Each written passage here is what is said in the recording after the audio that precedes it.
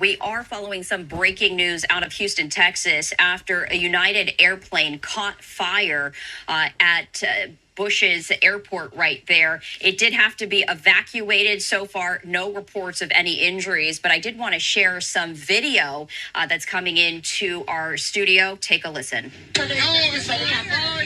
my God. Please get us on. This is jet.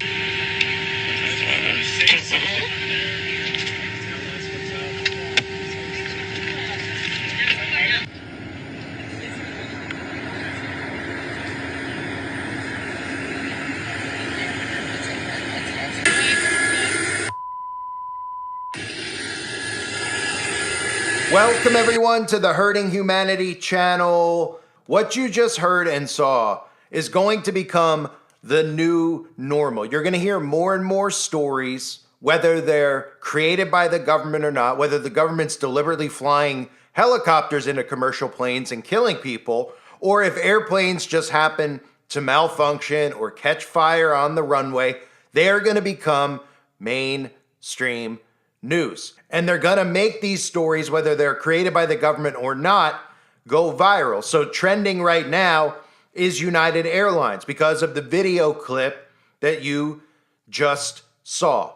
Sabotage is the name of the game. Everybody out there who follows this channel knows the name of the game is sabotage. Everything you see doing are these corporations allowing their brands to take a black eye temporarily, whether it's United Airlines or American Airlines, which was the commercial flight that got hit by the helicopter, just like we saw with all these brands that are doing all these insane woke ideologies and then being told the people are boycotting them, right?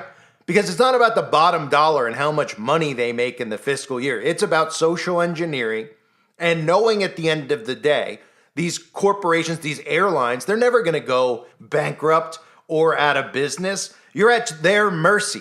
So if United Airlines decides, hey, well, you could use the name of our airline when you fly it into those towers, even though it might not even actually be planes, they don't mind the fact that their name is associated with it. Even though at the time people were saying, well, I'll never get on those planes again. Well, business is fine for United Airlines because there's only a few airlines you can choose from. And again, you're at the mercy of the airlines. Think about how many times you might have got a flight delay or lost baggage. Guess what? They don't care. You're at their mercy. So when they're sabotaging infrastructure, part of that and what comes along with it is sabotaging themselves. You saw it again with companies like Target, Bud Light, all the woke stuff that was going on. People out there saying they were going to boycott. Do you think the corporations care? They're doing it by design. They are sabotaging for multiple reasons. And again, now you're going to hear more stories. I guarantee you it starts becoming rampant about whether an airline, a plane on a runway catches fire, or a plane on the runway has to land and make an emergency landing. Whether the government creates those stories or not, they're going to make sure that they push those to the forefront of the news. They're going to make sure they report on it, whether it's a false flag or not. And this all has to do, again, with multiple things when it comes to airlines. Autonomous airplanes, okay? So number one is autonomous airplanes. Thinking about how human error is involved in this process. Autonomous air controllers, and eventually all of this has to do with travel bans. Because obviously right now, they're not going to tell you that part of the plan for Agenda 2030 is to ban travel. But remember, just think in your mind, go back to the way things were during the lockdown, right? Where the government was forcing you to put things in your body. Think of all the human and civil rights wars that the government is creating, the climate fear that they put in place, and the travel bans that made people self-quarantine during that time period. Now, you might say, well, why would travel bans be a part of a new world order, even if there is AI infrastructure in place? Well, the carbon footprint is going to tie into that because you're not going to be allowed to go to certain places based on your carbon footprint. That's how they're going to get you to accept the fact that you're not allowed to travel anymore. And you might say, well, why? Why are they going to this level? Remember, the goal is for you to live like a prisoner, okay? Do prisoners get to go on vacation? Do prisoners get to go on a weekend getaway to Barbados with a fiance or a girlfriend on the side or whatever it might be? No, They don't. Prisoners get allotted time to go out in the prison yard. They get meals that the prison decides that they are allowed to eat on that specific day. Those are all things that are actually happening around us. Them telling us what we're supposed to eat and how we're gonna eat. Them telling us what type of cars we should drive and how we need to turn our homes into smart homes and how we need to watch our carbon footprint. All this stuff ties together. So always remember that.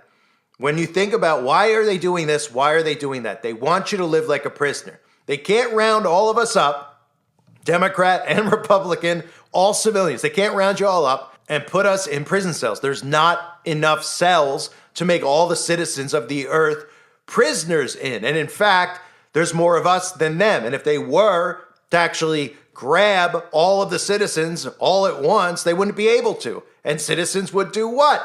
They would resist. And then suddenly, nobody would see skin color anymore, or race anymore, or gender, or any of these things. They would band together and realize that these tyrants are trying to throw them in jail. So what have they done? They've convinced you to enslave yourself. Your home is your prison. And again, they're going to move people into these smart cities. You're going to have limited things that you can and cannot do. And travel will not be one of them. So with that being said, remember those things. Sabotage is the name of the game. This is all about multiple things when it comes to the travel industry. It's a huge part of the New World Order infrastructure, which again is why you keep hearing stories about, oh, well, John Kerry's carbon footprint is this and Taylor Swift's carbon footprint is that. Have you noticed how conservatives are monitoring these people like John Kerry, these Democrats who say climate change is the biggest threat to humanity? That's part of the conditioning mechanism, just getting you to think that it's real and then to monitor what they're doing and where they're going is part of the conditioning mechanism into even accepting the notion of carbon emissions as a real thing. Just tracking it, right? It's getting you conditioned into eventually tracking your own carbon footprint by tracking what other people are doing. Even if you're calling them hypocrites and liars, you're still paying attention to it. And that's what they want you to do. So I want to show you all of the propaganda that has come out since the multiple flights. We had the Philly flight that looked like a missile, call it what you want, that fell out of the sky. We had the other flight, of course, the helicopter and the commercial airliner crash. And now even this story about how a passenger, how a commercial plane caught fire on a runway. This is what they're talking about, right? It's always important to watch what they talk about after these stories go on the news, because that's what it's really about. People say, well, why would they fake the news? Why would they make stuff like this up? Or why would they create it? Why would they go out of their way to create something, whether they green screen it or not? Well, you find out the answer to that when you see what news stories come out after. Now, most of us know when these events happen, what they're trying to do, right? A lot of people automatically assume when we see an event at a school, right? Well, they're trying to grab the guns, but they're also trying to get surveillance systems put in place in the school. So you know immediately with some things. But things like this, people start scratching their heads and they start thinking, hey, there must have been somebody on that plane that they wanted dead. Well, not necessarily. I mean, they could get anybody at any time they want. They don't need to go out of their way to do something like that. There's lots of agendas that tie into it. So always pay attention to the stories that come out after. So here they are. Travelers, again, grappling with fears after plane crash. Quote, I don't know if I trust being in the air anymore. So psychologically, what does this say to the person out there who hears these stories, has no idea of what's going on in the world? They're just in the middle of the matrix, oblivious to everything. And they read an article like this. They start thinking to themselves, yeah, I don't know if I want to fly anymore either. I don't know if it's safe to travel. I'd rather stay home than take a chance on going away somewhere. Well, that's exactly what they want for starters, right? You've seen the effects of how people are living their lives now after COVID. Everybody can see the effects. Things are not the same. We still see people out there wearing masks. How many people do you know that are now germ freaks because of that? That when you cough somewhere, they look at you like you're coughing up AIDS on them. I mean, there's people out there that are absolutely in a psychosis about it, and that's done by design. How many more people, again, do things from home as opposed to going out and meeting? How many people do you see now FaceTiming? How many old people do you see FaceTiming where you just can't even believe that they're actually knowing how to do this or willing to do it instead of doing things the way they should be done in person, right? So we see the effects of that. So when you see something like this, think about the effects that it has on people's minds. This will subconsciously make people hesitant to travel, unless, of course, they have to, right? And the more stories that come out, the more people will say, you know what? I don't know if I want to go on vacation this year. Maybe I'll just drive to a local national park. And then of course, after a few, driving to the national park, they'll start hearing stories about how it's not safe to drive anymore either. And you got to live in close proximity to each other. And how about everything's within walking distance and there's no crime anymore? And hey, all of a sudden you're in a 15-minute hellhole city, right? That's how it all works. Here's another story. Lessons for human AI communication, ambiguities per mid-air collision pilot control interaction. So human to human pilot controller communication is what they're paying attention to and saying we could transition to human AI interaction. Here's another one. Why AI-based air traffic monitoring is needed. So now we're seeing one, making people afraid to fly because eventually you're not going to be traveling. You're not going to be allowed to unless your carbon footprint is so low that you literally allow yourself to be locked in your home for almost 12 months of the year, which is a whole year, right? Say you're in your home for 11 full months, and you do everything online, and everything you post online is wonderful, and your social score is great, that the government looks at you and thinks you're a wonderful person. They might allow you to go to a place like Cancun for a couple of days, right? But that would be it.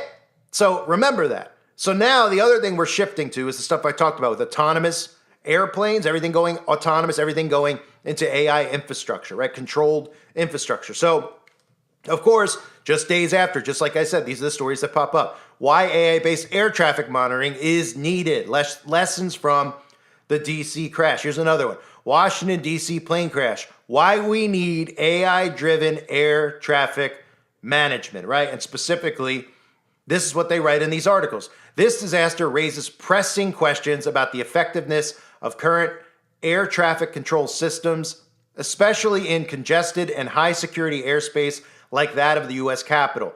Given the complexity of managing both civilian and military air traffic in such an environment, the reliance on human controllers is increasingly proving to be a potential weak link. Let's explore why the future of air traffic monitoring must incorporate artificial intelligence-driven systems, new infrastructure, which can enhance real-time tracking, minimize human error, and optimize safety in critical airspace. Again, a lot of this stuff they constantly want to blame humans. That's part of the divide with the left and the right. That's why you hear this stuff with DEI.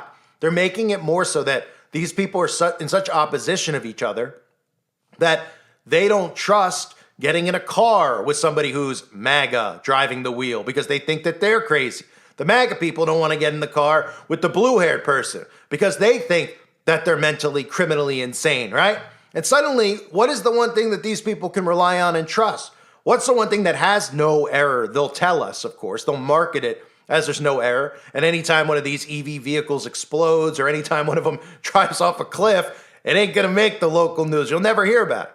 That's one of the important things to know. You wouldn't hear these stories unless they want you to hear them. If something went against Agenda 2030 or one of the agendas that they have, if something happened naturally or organically, right? Let's say they flew an autonomous plane. They told you that they were going to fly an autonomous plane, right? And okay, we're going to work on that. And it blew up in the sky and everybody on board died, right? They probably wouldn't put it on the news. You probably wouldn't hear much about it. You hear how they continually are talking about these plane disasters over the last couple of days? It's main news, it's main news, it's main news. Yes, when they do that, it is, sometimes you look at it, you say, is it a distraction? Is some bill being passed underneath all this? There's lots of things going on. But the thing you focus on is what are they trying to tell us after the fact? And you could see in articles like this, right? The reliance on human controllers is proving to be a potential weak link. And they put stuff like this in the articles. Air traffic control towers at airports around the U.S. have struggled with staffing. I mean, what? So they're struggling with staffing, right? Deliberately, of course, because when I say sabotage, this is what I mean. How could you struggle with staffing? This is air traffic control. You're telling me that there's nobody going to school for this? It's not like there's a trillion airports in the United States of America, right? Especially major airports where commercial airliners fly out of. Pretty much, doesn't each state have like 1 to 2 airports where commercial airliners fly out of? I'm not talking about small jets. I'm talking about United Airlines planes for people going from LAX to New York City to LaGuardia, right? Not that many where you think that they can't find a couple thousand people, pay them good enough money because, I mean, how much money, think about how much money the airline industry makes and the airports make. You can't pay these people, right? What's the excuse going to be? Well, they don't really have one. They just tell you that staffing is low.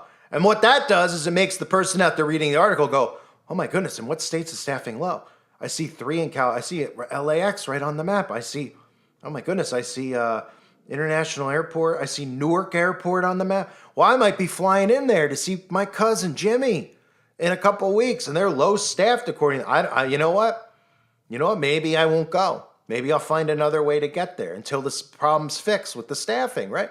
But wait, of course, the solution for the staffing is right in front of our faces, right? The case for AI-enhanced air traffic control. Problem, reaction, solution. You could expect to hear more stories just like the one in the beginning, because you probably heard that and you saw the video clip on the news. You probably said, okay, I mean, if you were on that plane, you probably were horrified, right? I mean, look out the window, you see fire on it. Although I don't know. I mean, I would be just as horrified seeing a wing on fire on the runway as I am when I go to a local mall or department store, because that's just as horrifying to me. But when you see that clip, you're like, well, I mean, they're on the ground, they can get out of the plane. I mean, sure, you'd be scared if you were on there, right? But it's not the biggest deal in the world that would make news, because things happen on planes all the time. We've all probably been on a plane that was, something was reported wrong with the plane. They said, oh, you got to switch planes, right? Maybe it was ice, your plane didn't defreeze, or one of the engines wasn't working properly, or there might have been an oil leak, right? And everybody gets off the plane, has to get on a new flight. Happens pretty often. They don't put on the news every time something like that happens. So now we're going to start seeing a rampant push with these stories about airplanes. And again, it's about multiple things. This travel restriction ban that is going to be coming is something that people out there need to pay attention to. Now, people don't travel and vacation as much as they used to because people can't afford it, number one. And a lot of people out there, honestly, since they were locked down for all those years and stuff, they kind of got used to and accustomed to just staying home and doing everything online, doing their shopping online, which again was one of the major components of why they did that. There was a lot of things that went into it. People don't realize that. And nobody points a finger and thinks about the technology aspect of that and conditioning you into being so dependent on it, so okay with it and accepting of it that when the government tells you that, hey, we're switching over to AI, you're not even going to blink when they do it, because that's what we see happening with MAGA. We don't even see them blinking at Donald Trump on day one, announcing AI infrastructure, which is the ultimate goal of the United Nations and the World Economic Forum. Even speaking there to them, as I did in a video, I exposed it in a video. Trump speaking to the World Economic Forum a few days after his inauguration. What's he doing? He's bragging about it. We're going to be number one. We're going to build our own power plants to make sure we never go, that our AI infrastructure never shuts off, right? Because we're building your Skynet. And while you're not really understanding or grasping what I'm saying, I'll distract you with things like DEI and how there are only two genders, because they know that people are so dumb and they're so easily baited in that that's what they can do while they tell you right to your face, hey, and by the way, we're also building out the New World Order in front of you. And they'll go, Trump's just trolling us. He's not really doing that. He's one of us. He's a patriot, right? Whew.